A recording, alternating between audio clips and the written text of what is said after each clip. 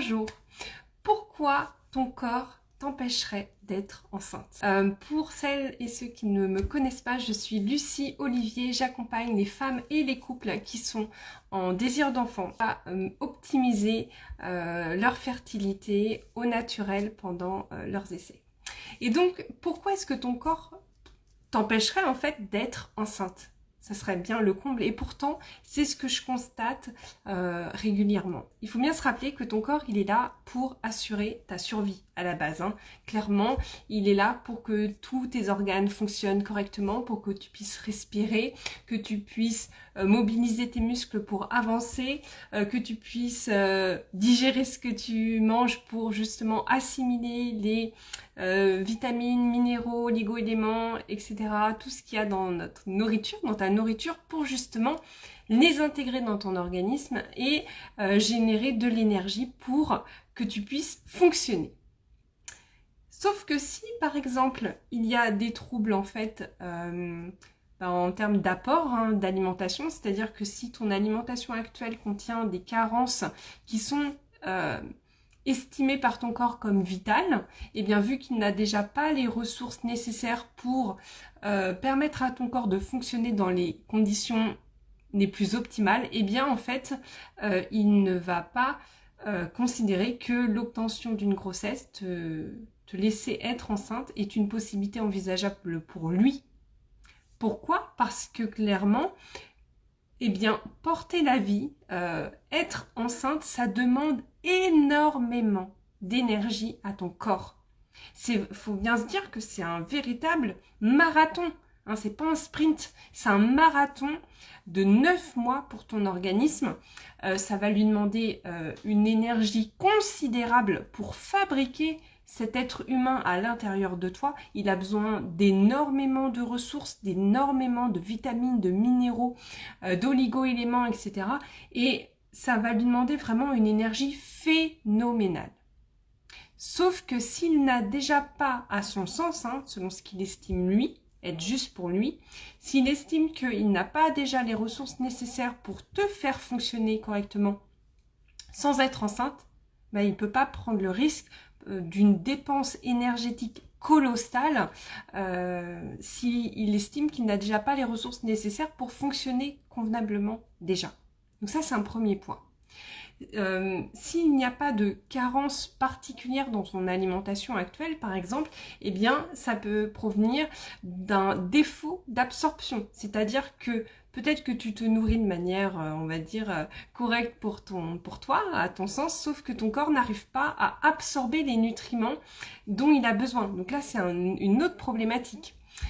Et donc, dans le même cas, même si tu manges, tu te nourris correctement, si ton corps n'arrive pas à absorber les nutriments dont il a besoin, il est en carence, et donc là le même phénomène se passe. Donc il y a la possibilité, la première possibilité, c'est que ça provienne plus ou moins de l'alimentation ou de l'absorption des nutriments. Ça, c'est la première possibilité. Ensuite, la deuxième possibilité, c'est que ça provienne du fait que les nutriments que tu ingères, donc je vais parler en particulier du cholestérol là aujourd'hui, et bien en fait c'est que le cholestérol en fait dont les cellules, typiquement les ovocytes, les spermatozoïdes et puis l'embryon sont de grosses consommatrices. Ce sont des très grosses cellules, clairement les ovocytes et les spermatozoïdes. Les ovocytes en particulier sont vraiment les plus grosses cellules de notre corps, et donc ce sont des cellules qui du coup sont les plus demandeuses de nutriments et d'énergie, et donc qui ont besoin de beaucoup de cholestérol pour grandir, pour se fabriquer, pour justement se développer dans les meilleures conditions. Et du coup, s'il n'y a pas de cholestérol disponible pour le bon fonctionnement, pour du coup produire ces ovocytes, et bien du coup ça ne se produit pas, et également la grossesse peut ne pas se développer correctement. Pourquoi je parle du cholestérol? Parce qu'en fait le cholestérol est aussi la matière première pour générer du cortisol. Le cortisol, c'est l'hormone du stress. Et donc dans un contexte on va dire là actuellement extrêmement stressant, hein, parce qu'il y a eu le Covid pendant 2 ans, qui est extrêmement stressant, puisqu'on a vécu vraiment une situation qui était inattendue, surprenante, qui n'était pas du tout prévue et on n'était pas forcément outillé pour ça. Eh bien, ça a généré énormément de stress. On rajoute à cela la situation mondiale actuelle qui est génératrice d'énormément de stress, plus tout le stress qu'on a déjà au quotidien.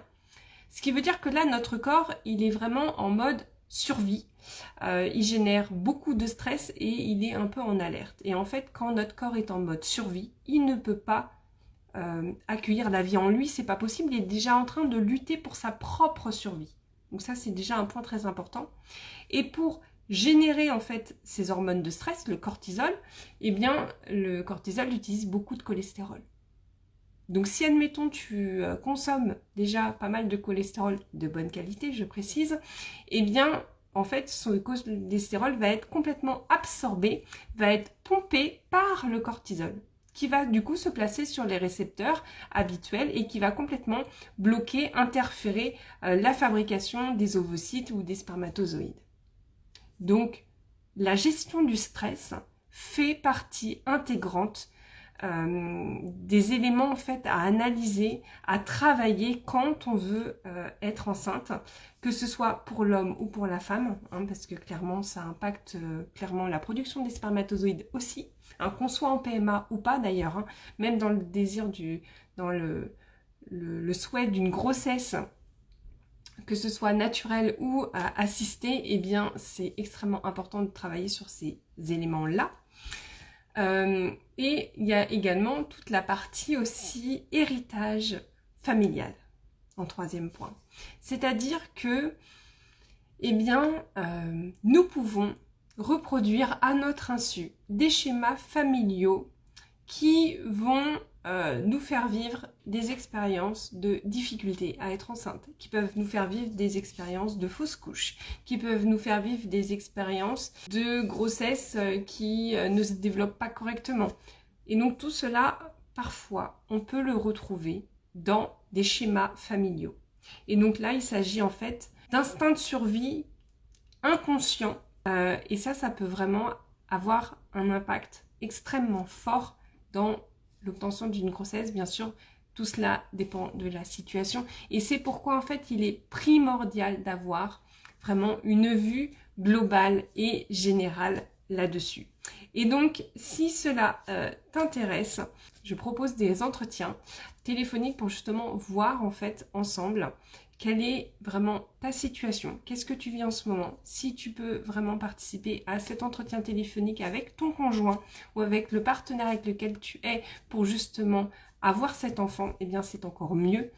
Comme ça, j'ai vraiment les deux profils et vos deux situations pour justement vous conseiller au mieux par rapport à votre couple, par rapport à votre désir d'enfant, parce qu'un enfant, ça se fait à deux, et pour voir vraiment quels sont les leviers qui seraient intéressants d'activer ou de lever pour justement augmenter vos chances d'être parent et donc pouvoir justement rassurer ce corps, donner tous les aliments et les nutriments dont ce corps a besoin de la manière la plus juste pour lui, pour obtenir une grossesse qui se déroule dans les meilleures conditions. Donc tu trouveras le lien pour accéder à mes rendez-vous dans la description et tu le retrouveras aussi en bio. Donc je te dis à très vite.